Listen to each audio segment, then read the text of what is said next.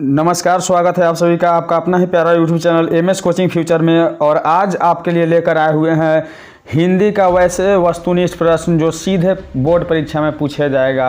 अर्थात बता दें कि छोटी मुंह बड़ी बात, पढ़े वही जो बोर्ड परीक्षा में पूछे जाए। समय व्यर्थ करने से कोई फ़ायदा नहीं, क्योंकि वही पढ़े वही प्रश्न पढ़े जो आपके सीधे बोर्ड परीक्षा में पूछा जाए, जिससे आपका मैथ हो या हिंदी हो या कोई भी सब्जेक्ट हो उसमें आसानी से आपका नंबर प्राप्त हो जाए और अच्छा अंक से आप मैट्रिक पास करें, जिससे आपको भी खुशी हो और आपके साथ साथ हमें भी खुशी हो। तो बता दें कि अगर आप मेरे YouTube चैनल पर नए हो तो मेरे YouTube चैनल को सब्सक्राइब करके बेल आइकन को प्रेस कर दें, ताकि इसी प्रकार का नया ऑडियो क्लिप वीडियो मैं आप लोगों के लिए लेकर आता रहूं, जिससे आपके मैट्रिक बोर्ड परीक्षा में बहुत ही अच्छा अंक प्राप्त हो जाए। तो चलिए देरी नहीं करते हुए वीडियो को शुरू करते हैं। तो बता दें कि पहला प्रश्न इसमें दिया हुआ है कि अगेय का जन्म कब हुआ था। देखिए, अगेय का जन्म कब हुआ था, इसका ऑप्शन दिया हुआ है और ऑप्शन में से आपको सही ऑप्शन चुनना है। अर्थात एक प्रश्न का 4 विकल्प रहता है, जिसमें से किसी एक प्रश्न का विकल्प जो होता है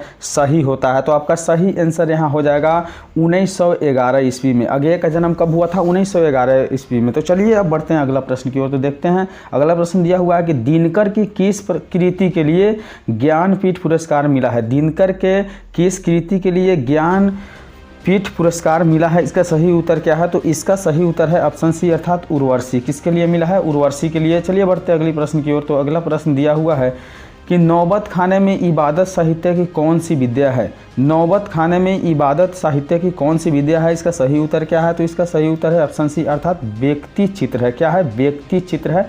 चलिए बढ़ते अगली प्रश्न की ओर। दिया हुआ है कि प्रेमघन अपना आदर्श किससे मानते थे। प्रेमघन अपना आदर्श किसे मानते थे, इसका सही उत्तर है आपका भारतेंदु हरिश्चंद्र। क्या है? भारतेंदु हरिश्चंद्र। आपको बता दें कि एक एक प्रश्न आपके लिए बहुत ही महत्वपूर्ण है, तो वीडियो को स्किप नहीं करिए। अगर आप 14 से 15 मिनट के वीडियो देख लेते हैं तो आपको मैट्रिक बोर्ड परीक्षा में हिंदी वस्तुनिष्ठ में आपको 50 अंक प्राप्त हो जाएगा। तो देखिए अगला प्रश्न दिया हुआ है कि भारत माँ के श्रेष्ठ मुख की तुलना कवि ने किसके की है। यानी भारत माँ के श्रेष्ठ मुख की तुलना कवि ने किससे की है, इसका सही उत्तर क्या है? तो इसका सही उत्तर है आपका ऑप्शन डी, अर्थात छाया युक्त चंद्र का। किसका किया है? तो छाया युक्त चंद्र का। चलिए बढ़ते हैं अगला प्रश्न की ओर। तो अगला प्रश्न दिया हुआ है कि मिट्टी की अबोध मूर्तें कौन है। मिट्टी की अबोध मूर्तें कौन है, इसका सही उत्तर क्या है? तो इसका सही उत्तर है जनता, क्योंकि मिट्टी का अबोध मूर्त क्या है? जनता है। एक एक प्रश्न महत्वपूर्ण है, वीडियो को अंत तक जरूर देखिएगा। दिया हुआ है कि हिरोशिमा कविता किसकी चित्रण करती है। हिरोशिमा कविता किसका चित्रण करती है, इसका सही उत्तर क्या है? तो इसका सही उत्तर है ऑप्शन डी, अर्थात आधुनिक सभ्यता की दुर्दरता मानवीय विभीषिका का। चलिए बढ़ते अगले प्रश्न की ओर। दिया हुआ है कि बिस्मिल्लाह खां के साथ साथ किस मुस्लिम पर्व का नाम जुड़ा है। अर्थात बिस्मिल्लाह खां के साथ किस मुस्लिम पर्व का नाम जुड़ा हुआ है, इसका सही उत्तर है ऑप्शन डी, अर्थात मुहर्रम। क्या है? मुहर्रम, अर्थात मुहर्रम। चलिए बढ़ते अगले प्रश्न की ओर। दिया हुआ है कि महात्मा गांधी के अनुसार उदात्त व बढ़िया शिक्षा क्या है। महात्मा गांधी के अनुसार उदात्त व बढ़िया शिक्षा क्या है, इसका सही उत्तर है ऑप्शन सी, अर्थात अहिंसक प्रतिरोध। कहा गया कि सड़क कितनी भी साफ हो धूल हो ही जाती है। सड़क कितनी भी साफ हो धूल हो ही जाती है। इंसान चाहे कितने गुणवान क्यों ना हो, भूल हो ही जाती है। चलिए बढ़ते अगले प्रश्न की ओर। अगर हमसे भी कोई ऑब्जेक्टिव का उत्तर देने में भूल हो तो माफ़ करिएगा। चलिए बढ़ते हैं। दिया हुआ है कि वाणी कब विष के समान हो जाती है। वाणी कब विष के समान हो जाती है, इसका सही उत्तर दिया हुआ है कि राम नाम के बिना। किसके बिना? राम नाम के बिना। चलिए बढ़ते अगले प्रश्न की ओर। दिया हुआ है कि रसखान ने रचना काल के समय किसका राज्य काल था। रसखान के रचना काल के समय किसका राज्य काल था, इसका सही उत्तर है ऑप्शन सी, अर्थात जहांगीर का। किसका राज था? जहांगीर का। चलिए बढ़ते अगले प्रश्न की ओर। दिया हुआ है कि कवि ने पराजय किसे कहा।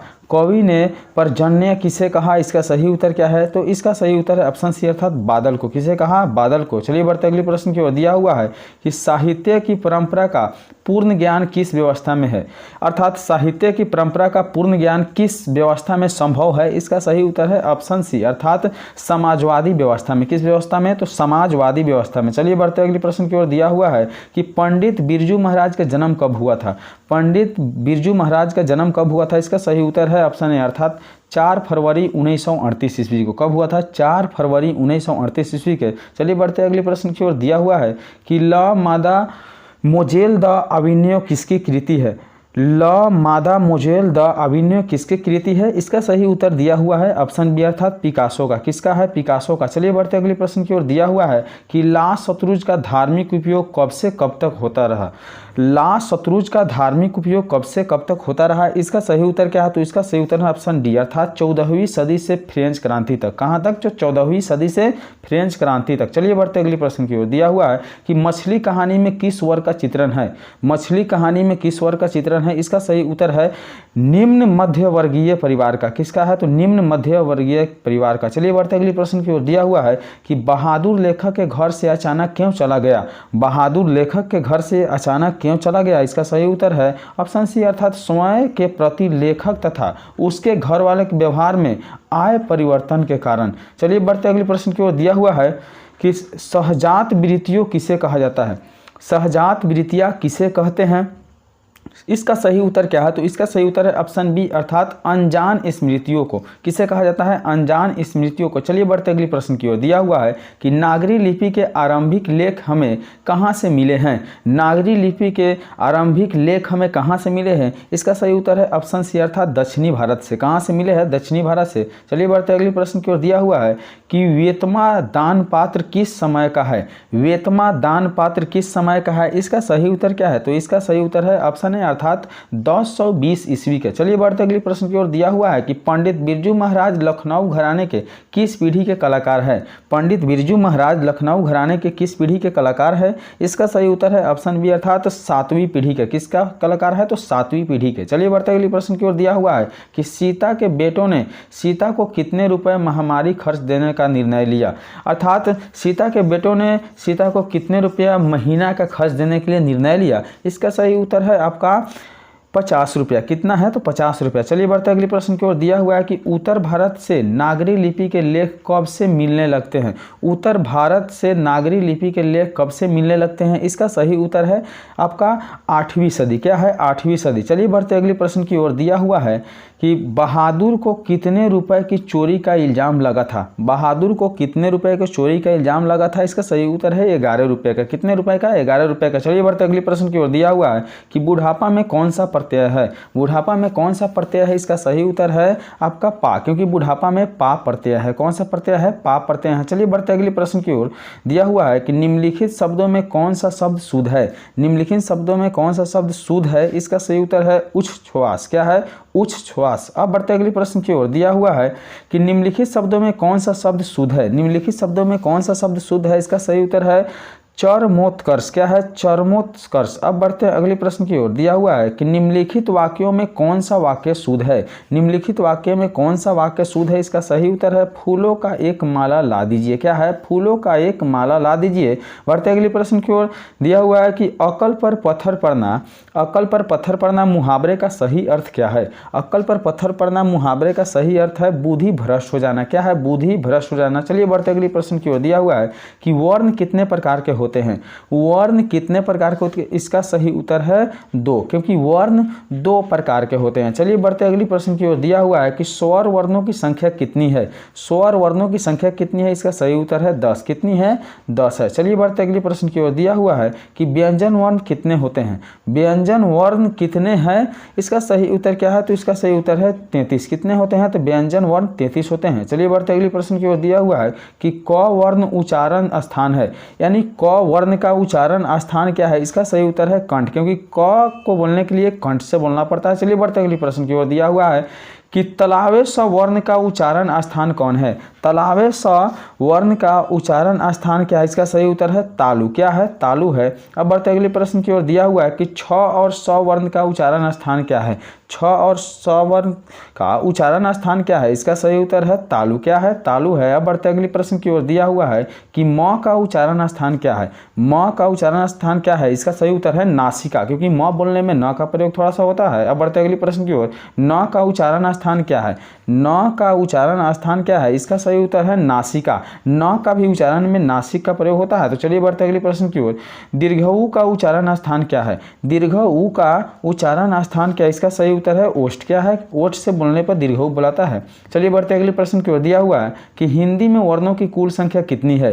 हिंदी में वर्णों की कुल संख्या कितनी है? इसका सही उत्तर है 44। कितनी है? 44। अब बढ़ते अगले प्रश्न की ओर। दिया हुआ है कि आपका अ का उच्चारण स्थान क्या है? अ का उच्चारण स्थान क्या है? इसका सही उत्तर है कंठ, क्योंकि अ का उच्चारण स्थान कंठ है। चलिए बढ़ते अगले प्रश्न की ओर। दिया हुआ है कि ल का उच्चारण स्थान क्या है? ल का उच्चारण स्थान क्या है? तो ल का उच्चारण स्थान दांत है। क्या है? दांत के द्वारा ल का उच्चारण होता है। चलिए बढ़ते अगले प्रश्न को। दिया हुआ है कि ए और ए का उच्चारण स्थान क्या है?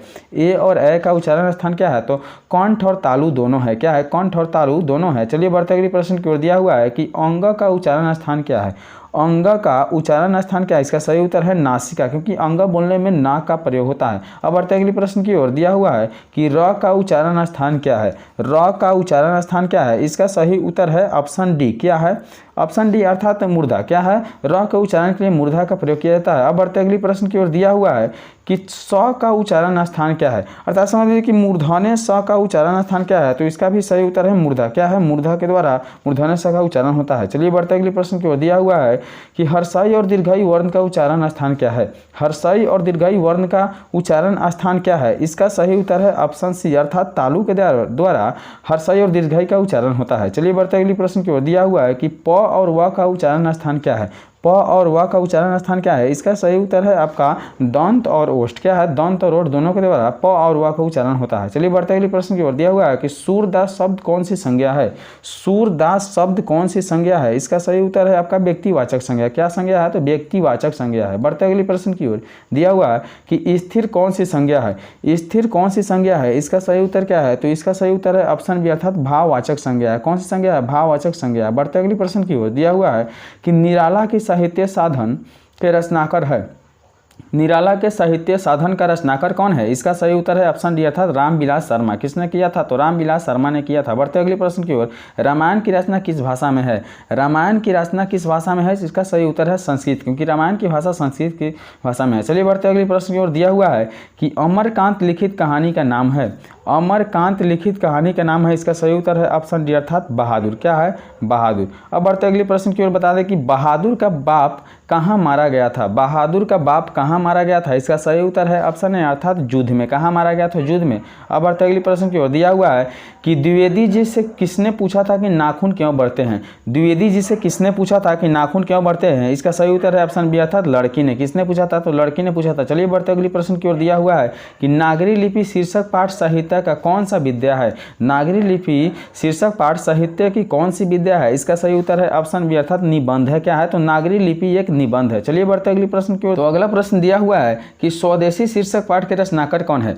स्वदेशी शीर्षक पाठ के रचनाकार कौन है? इसका सही उत्तर है ऑप्शन डी अर्थात प्रेमघन। किसके द्वारा लिखा गया था? तो प्रेमघन के द्वारा लिखा गया था। चलिए बढ़ते अगले प्रश्न की ओर। दिया हुआ है कि रेनर मारिया रिल्के किस भाषा के कवि है? रेनर मारिया रिल्के ने किस भाषा के कवि है? इसका सही उत्तर है जर्मन। किस भाषा के कवि है? तो जर्मन भाषा के कवि है। अब बढ़ते अगले प्रश्न की ओर। दिया हुआ है कि जीत जीत मैं निरखता हूँ पाठ साहित्य की विद्या है। जीत जीत मैं निरखता हूँ साहित्य पाठ की विद्या क्या है? तो इसका सही उत्तर है ऑप्शन सी अर्थात साक्षात्कार। क्या है? साक्षात्कार। अब बढ़ते अगले प्रश्न की ओर। दिया हुआ है कि शंभू महाराज बिरजू महाराज के कौन थे? शंभू महाराज बिरजू महाराज के कौन थे? इसका सही उत्तर है ऑप्शन सी अर्थात चाचा थे। तो इसी के साथ आपका 60 ऑब्जेक्टिव कंप्लीट हुआ और 60 ऑब्जेक्टिव में से 50 ऑब्जेक्टिव पूछा जाएगा, जो कि न्यू पैटर्न पर लागू हुआ है। इसके लिए मैं वीडियो बना दिया हूं, तो आप जाकर चैनल पर से वीडियो देख सकते हैं। तब के लिए इतना ही। तो चलिए, वीडियो को देखने के लिए धन्यवाद।